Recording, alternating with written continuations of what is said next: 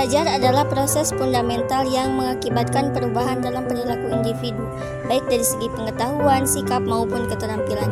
Belajar merupakan proses yang berkelanjutan dan penting bagi setiap individu.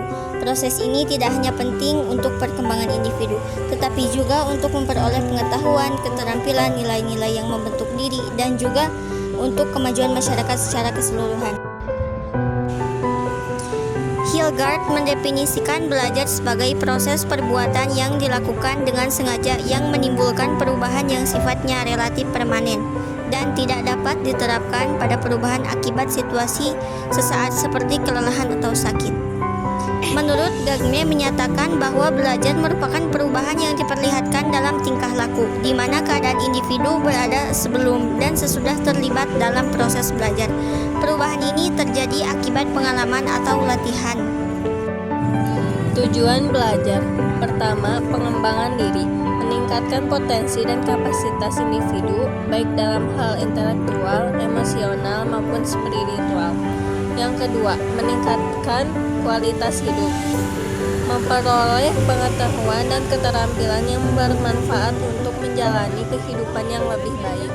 Dan yang ketiga, kontribusi kepada masyarakat, menjadi anggota masyarakat yang bermanfaat dan berkontribusi positif kepada lingkungan sekitar. Pentingnya belajar. Yang pertama, adaptasi terhadap perubahan. Dunia terus berubah dengan cepat. Belajar menjadi kunci untuk beradaptasi dan menghadapi tantangan baru. Yang kedua, pengembangan karir. Belajar membantu individu untuk meningkatkan keterampilan dan pengetahuan yang dibutuhkan dalam dunia kerja. Dan yang ketiga, membangun kepercayaan diri.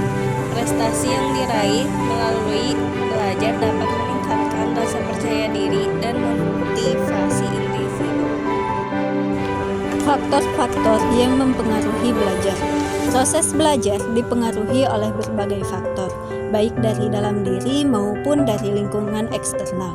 Beberapa faktor penting meliputi 1. Kematangan individu. Tingkat pengembangan fisik dan mental siswa mempengaruhi kemampuan mereka untuk belajar.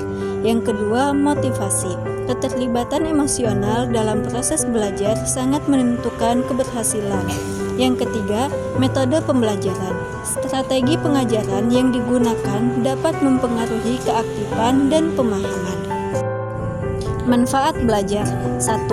Pengembangan potensi diri. 2. Peningkatan kemampuan berpikir kritis. 3. Pemahaman yang mendalam.